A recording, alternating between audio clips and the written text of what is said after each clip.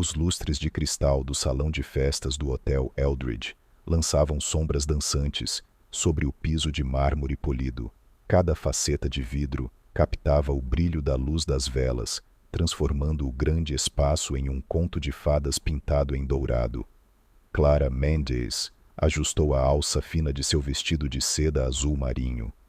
Seus dedos tremiam, não de frio, mas porque ainda não conseguia acreditar que estava no meio de um baile de caridade tão extravagante. Ao seu redor, mulheres deslizavam em vestidos de alta costura com decotes ousados e diamantes brilhando como estrelas. Os homens usavam smokings impecáveis, sapatos de couro envernizado e colônia que pairava no ar como símbolos invisíveis de status. Ela não pertencia àquele lugar e sabia disso, mas sua firma havia oferecido consultoria gratuita de design urbano para um bairro carente, um projeto que chamou a atenção da Fundação de Desenvolvimento Urbano. Como forma de reconhecimento, enviaram-lhe aquele convite, um bilhete para um mundo que ela só havia vislumbrado nas páginas brilhantes de revistas. Até aquela noite. Você parece prestes a desmaiar, disse uma voz calorosa atrás dela. Clara se virou e viu Jonas Becker, seu colega e um dos poucos amigos que tinha no setor. Ele lhe entregou uma taça de champanhe e sorriu suavemente. Relaxe, Clara. Você merece estar aqui. Ela aceitou a bebida e tentou sorrir. Me sinto como a Cinderela perdida no palácio, exceto que minha fada madrinha é minha conta poupança, e este vestido custou 3 meses de aluguel. Jonas riu. Aquela revitalização do Midway que você liderou economizou milhões para a cidade. Ninguém mais conseguiu fazer aquilo. Especialmente de graça. Clara tomou um gole de champanhe, deixando as bolhas se dissolverem em sua língua, enquanto seus olhos percorriam o mar de convidados reluzentes, circulando entre esculturas cintilantes de gelo. Tudo era tão bonito que parecia estranho. Lá, murmurou Jonas, inclinando a cabeça em direção à entrada do salão. As coisas acabaram de ficar interessantes. Clara se virou, e o tempo parou. Um homem alto acabara de atravessar o grande arco e o salão reagiu como metal atraído por um ímã. Conversas cessaram, risos silenciaram, a atmosfera mudou num instante. Ela não precisou perguntar. Ethan Langford, herdeiro da Langford Development, uma potência nacional no setor imobiliário, rico, enigmático e a força por trás de dezenas de projetos de revitalização urbana. Conhecido por evitar os holofotes, até agora. Vestia um smoking de veludo preto Tom Ford, sob medida, que moldava perfeitamente seus ombros largos e cintura fina. Uma camisa branca impecável brilhava sob o paletó, adornada com abotoaduras de platina cravejadas de pérolas negras. No pulso, um discreto relógio, Patek Philippe, espreitava por baixo da manga. Um luxo silencioso. Seus sapatos italianos refletiam as luzes do salão como vidro, e no ar ao seu redor pairava um leve rastro de Creed Aventus, uma assinatura invisível de poder e contenção. Ethan se movia pela multidão com a graça controlada de um homem que não devia nada a ninguém. Cada passo era intencional, mas sem pressa, confiante, sem arrogância. Seu olhar afiado percorreu o salão e parou nela. Clara congelou. Os olhos dele, escuros, atentos, surpreendentemente conscientes, encontraram os dela e sustentaram o contato por um segundo.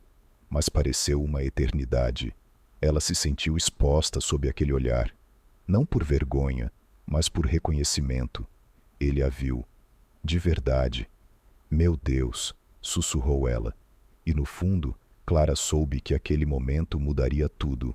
Um jantar surpresa em um pequeno bistrô servindo lasanha, feita exatamente do jeito que ela uma vez mencionou casualmente que gostava. Clara não sabia quando começou a esperá-lo.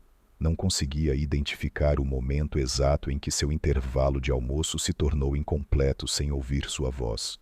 Toda vez que Ethan a olhava, realmente a olhava, ela sentia que pertencia àquele lugar. Eles começaram a compartilhar as partes escondidas de si mesmos. Clara falou sobre sua infância no extremo sul da cidade, crescendo com a mãe em um apartamento abafado, resfriado apenas por um ventilador de teto. Ethan falou sobre uma gaiola dourada, sua juventude sob o nome Langford, onde cada escolha era planejada e cada alegria vigiada. Uma mansão de 1000 metros quadrados, mas sem um canto, onde ele se sentisse realmente visto. Clara percebeu que por trás de todo o charme e polimento, Ethan era uma alma solitária, muito parecida com ela, apenas melhor em esconder isso. Então, numa noite não planejada, após um concerto beneficente, sob os galhos largos de um carvalho solitário perto da praça da cidade, Ethan parou de andar. A luz dourada de um poste próximo tocava suavemente seus traços. Clara, ele disse em voz baixa, eu não sou bom com coisas que acontecem rápido, mas com você, tudo parece devagar demais. Ela franziu a testa, ligeiramente confusa, até que Ethan pousou delicadamente a mão em seu rosto e a beijou, pela segunda vez. A primeira, no mundo real. Esse beijo não foi como o debaixo das estrelas artificiais. Esse carregava desejo, promessa e algo muito próximo do para sempre. 2 semanas depois, Ethan a pediu em casamento, sem alarde, sem multidão, apenas uma manhã de domingo silenciosa, em sua cozinha, enquanto Clara enxaguava copos na pia, com as mãos ainda pingando de água. Casa comigo. Palavras simples, mas que nos olhos dele eram um voto. Clara se virou para ele e lágrimas escorreram silenciosamente por seu rosto. Sim, ela disse, sem hesitar. De longe, em seu escritório de vidro, no 47º andar da Langford Tower, Victoria Langford observava em silêncio. Ela já sabia sobre Clara, graças aos relatórios particulares que havia encomendado discretamente. Para Victoria, qualquer um fora da classe certa representava uma ameaça ao legado dos Langford. E Clara, com sua origem modesta, era inaceitável. Sem drama, sem pressa, apenas cálculo frio. Victoria começou a planejar, descreditar, dividir e, se necessário, destruir. Clara nunca sonhara com um casamento de conto de fadas. Para ela, o matrimônio era uma possibilidade distante, como sonhos guardados em prateleiras empoeiradas desde a infância. Mas naquela manhã, com a luz do sol inundando o piso de madeira polida da propriedade Langford, enquanto floristas ajustavam os últimos detalhes sob o arco nupcial, Clara ficou em silêncio diante do espelho e se perguntou: estou acordada ou emprestando o sonho de outra pessoa? Seu vestido de seda e chifon abraçava seu corpo com suavidade, elegante, mas sem ostentação. Um buquê de jasmim branco em suas mãos, lembrança dos primeiros encontros com Ethan, a fez sorrir. Ele certa vez dissera: jasmim cheira como emoções não ditas, delicadas, mas marcantes. Ela caminhou lentamente pelo corredor à beira do lago, em Vermont, onde o outono incendiava a floresta em tons de vermelho e dourado. Cada passo ecoava dentro dela, não de nervosismo, mas de puro deslumbramento. Ethan a esperava no fim do corredor, usando um smoking cinza fumaça, olhando para ela como se aquele momento sempre tivesse existido. Quando o oficiante pediu os votos, a voz de Ethan tremeu levemente, mas seus olhos permaneciam firmes. Não prometo nunca falhar, mas prometo sempre aprender a te amar com tudo o que sei, e tudo o que ainda vou aprender. O coração de Clara se abriu. Ela assentiu e sussurrou: sim, como se fosse a coisa mais certa do mundo. Mas nenhum dos dois viu a figura acima, no 2º andar, atrás de uma cortina branca. Victoria Langford observava, não sorriu, não chorou, apenas assistiu, como uma artista fria esperando o momento de destruir a tela. Semanas antes, ela já havia colocado tudo em movimento. Quando viu como Ethan olhava para Clara, com um amor cru demais para ser estratégico, Soube que aquilo não era apenas afeição. Era perigo. Amor verdadeiro em seu mundo era uma falha fatal. Ela contratou uma firma de inteligência privada. Ordenou que encontrassem uma fraqueza, ou inventassem uma. Quando voltaram de mãos vazias, ela a fabricou. Forjou e-mails. Vazou um contrato de desenvolvimento falso com a assinatura de Clara. Simulou uma transação bancária que a implicava com o grupo Holland Western. Era perfeito. E Ethan, criado para acreditar em provas, não questionaria algo tão bem apresentado. E ela estava certa. Na semana após o casamento, quando Clara reservava hotéis em Lisboa para a lua de mel, Ethan recebeu o dossiê de um executivo de confiança. Você vai querer ver isso, o homem disse, e saiu. Ethan leu. Cada página, cada detalhe condenatório. Suas mãos tremiam. Seu coração gritava, mas sua mente, treinada sob a influência de Victoria, lhe dizia para se proteger. Quando Clara chegou em casa, ele estava sentado no escuro, uma lâmpada lançando sombras sobre seu rosto. Ethan? Ela perguntou. Ele se levantou e entregou a pasta. Clara leu em silêncio. Seu sangue gelou. Isto é falso, ela sussurrou. Alguém. Eles foram muito minuciosos, ele respondeu. Você acha que eu te trairia? Ela perguntou com a voz falhando. Ele a olhou, não com raiva, apenas vazio. Já perdi tudo uma vez, ele disse. Não vou perder de novo por ignorar um erro. Então, você nem vai me perguntar? Estou escolhendo o que sobrou. Clara não discutiu. Tirou o anel, colocou-o sobre a mesa. Não chorou, mas seu coração, onde antes havia esperança, agora era cinza. Ela partiu na manhã seguinte, e Ethan permaneceu paralisado, incapaz de se mover sob o peso do que havia feito.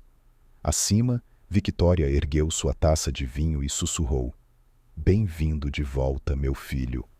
A porta se fechou atrás de Clara, como o último compasso de uma canção de despedida. Mas naquele colapso, em meio às cinzas de seus votos despedaçados, uma semente começou a germinar. Seattle a recebeu com céus cinzentos e chuva suave. A névoa agarrava-se ao lago. Os edifícios refletiam-se na água parada como memórias de cabeça para baixo. Clara não sabia por que havia escolhido essa cidade. Talvez porque aqui ninguém conhecia seu nome. Alugou um pequeno apartamento, mal grande o suficiente para uma cama, uma escrivaninha e os poucos sonhos que ainda carregava. Por semanas viveu em silêncio, sem redes sociais, sem mensagens, novo número, novo nome. Clara Mendes havia desaparecido. Ela se tornou Clara Carter, um nome sem passado. Mas o passado não vai embora tão facilmente. À noite sonhava com os olhos de Ethan, não quando ele a amava, mas com o modo como ele a olhou, como se fosse uma estranha. Aquele olhar a perfurava mais fundo do que qualquer acusação poderia. Durante o dia, caminhava por bairros carentes, observando crianças brincando descalças nas calçadas quebradas e mães acenando das varandas em ruínas. Nessas ruas, via a si mesma em criança e, ao ajudá-las, começou a costurar a si mesma de volta. Ela escreveu uma proposta pro Bono para impedir a realocação forçada de um bloco habitacional de baixa renda. Semanas depois, a cidade respondeu que revisaria o projeto. A partir dali, ela nunca mais parou. Usando as economias que tinha e a reputação construída ao longo de uma vida de trabalho estratégico, Clara fundou a Phoenix Strategic Solutions, uma consultoria focada unicamente em desenvolvimento comunitário ético. Sua equipe era formada por jovens arquitetos, assistentes sociais e mães solteiras, com fome de uma segunda chance. Clara conquistava a confiança projeto após projeto, reconstruindo bairros com luz, árvores e dignidade. Logo, o nome Clara Carter era sussurrado nos círculos de planejamento urbano de Seattle como uma lenda silenciosa.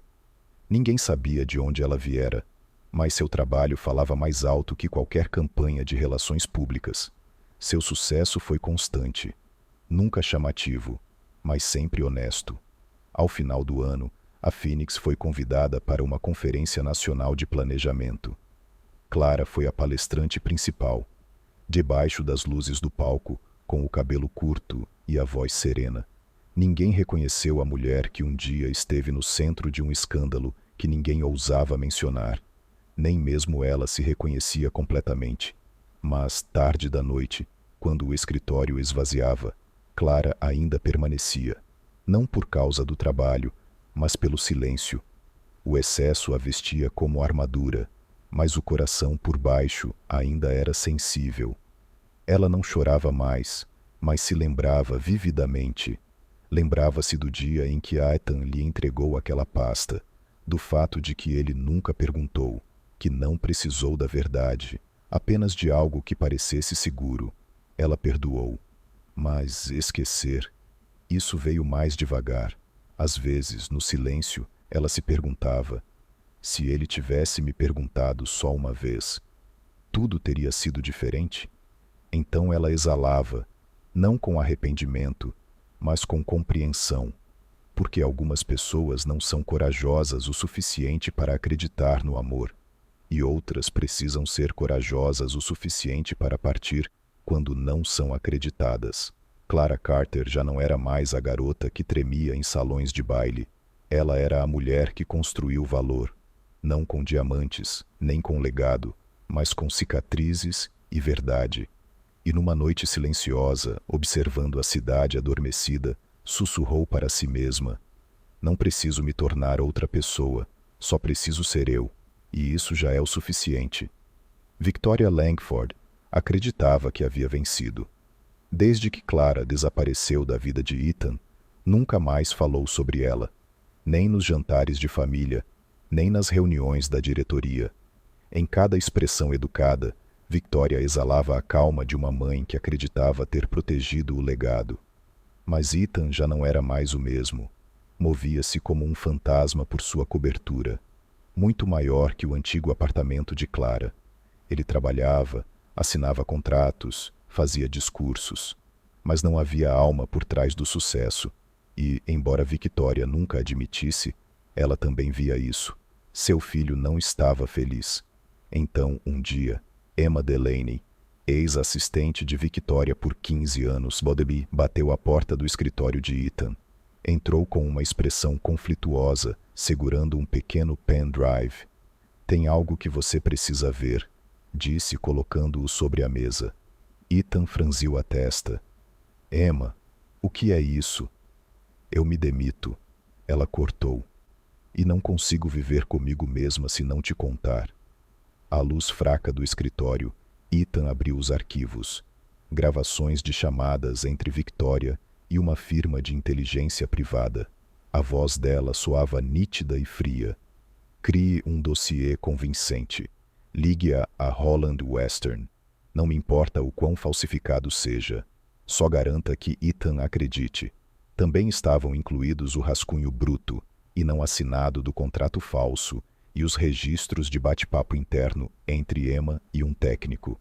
Tem certeza disso? Isso pode destruir a vida de alguém.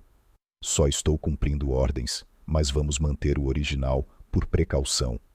Ethan não se moveu. O pendrive jazia sobre a mesa como uma ferida pulsante. Cada palavra era como uma lâmina. Ethan não sentiu apenas raiva. Sentiu algo desmoronar dentro dele. Abaixou a cabeça e, por um longo tempo, não se moveu. O escritório ao redor parecia grande demais, silencioso demais. Cada decisão que tomara, cada silêncio, cada vez que escolhera o orgulho em vez do amor, agora gritavam de volta para ele. Ele não perguntou, não acreditou. Sentenciou Clara, e nunca lhe deu a chance de falar. Agora a verdade estava ali, e tudo era tarde demais. 2 horas depois, as portas da sala de reuniões se abriram bruscamente. Ethan entrou, segurando os arquivos impressos do pendrive. Victoria virou-se irritada. Ethan, estamos em reunião. Não vou perder tempo com formalidades, disse ele seco. Jogou os documentos sobre a mesa. Páginas se espalharam. E-mails, transcrições de áudio, o contrato falso. os registros de bate-papo. Silêncio. Victoria os olhou e entendeu. Não sei onde você conseguiu esse lixo, disse ela com firmeza. Emma, respondeu ele, a única pessoa ao seu redor com consciência. Ela tentou explicar. Você não entende. Não, Ethan cortou. Você é quem não entende. Você a destruiu. Me destruiu. Por quê? Imagem? Linhagem? Sua voz falhou. Encontrei alguém que me fazia sentir inteiro, e você apagou isso. Pela primeira vez, a palma de Victoria tremeu. Você está sendo irracional. Já o removi do conselho. Votação da maioria. Efeito imediato. A mão dela tremia. Você não pode. Eu posso. E já fiz. Ele se virou. Depois parou. E a partir de hoje, você não é mais minha mãe. Naquela noite, ele sentou-se sozinho na cobertura. Luzes apagadas. A única luz vinha da tela do laptop. Ele clicava em fotos antigas.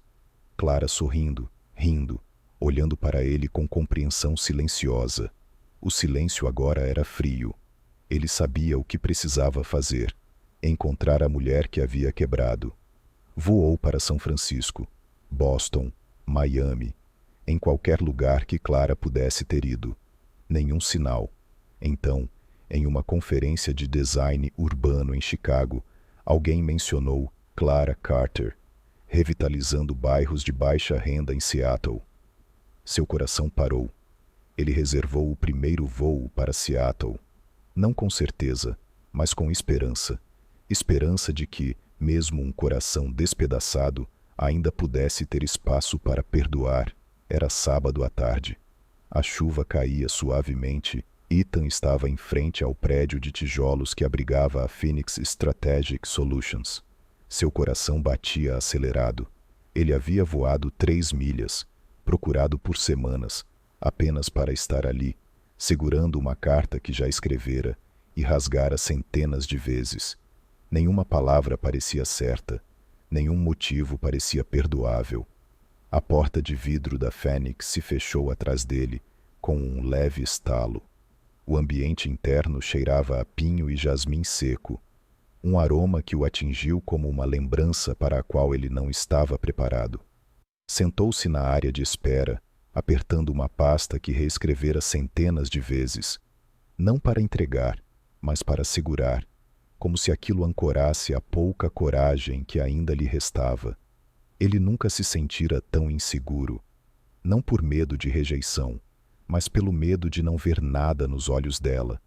Nenhum calor, nenhuma dor, apenas indiferença. 12 minutos se passaram. Então a porta da sala de conferência se abriu, e lá estava ela. Clara saiu calma e composta, usando um terno bege claro. Ela não era chamativa. Era deslumbrante daquele jeito que só a verdade e a dor podem moldar uma pessoa. Seus olhos encontraram os dele, e ela parou. Não havia raiva, nem surpresa, apenas quietude. Ethan, disse ela suavemente, o que está fazendo aqui? Ele se levantou como alguém acordando de um sonho longo e doloroso. Eu vim pedir desculpas, disse ele. Não para pedir perdão, só para dizer que eu errei. Errei tanto, e vejo isso agora, tarde demais. Sua voz falhou. Eu acreditei numa mentira, em vez de acreditar na mulher que eu amava. Eu nunca perguntei. Deixei o silêncio matar o que tínhamos. Clara permaneceu imóvel. Cada palavra que ele dizia despertava memórias que ela achava que tinha enterrado. O olhar frio, a pasta cheia de mentiras, o som da porta se fechando atrás dela. Achou que havia seguido em frente, mas a dor não desaparece. Ela adormece, e naquele dia despertou. Seu peito se apertou, mas então ela viu algo que nunca havia visto em Ethan antes. Arrependimento verdadeiro, não para consertar as coisas, não para reconquistá-la, mas porque ele sabia que havia destruído algo real. Ela respirou fundo. Sabe o que dói? Disse ela. Não é que você não me amava, é que você escolheu não acreditar em mim. Ele abaixou o olhar. Eu aprendi a viver sem confiança, continuou ela, com a voz trêmula. Eu me reconstruí, ponto por ponto, em noites sem dormir. Ele deu um passo à frente, sem tocá-la, e sussurrou. Não estou pedindo outra chance. Só espero que, se ao menos uma parte do seu coração ainda se lembra de mim, essa parte seja o que me mantém vivo.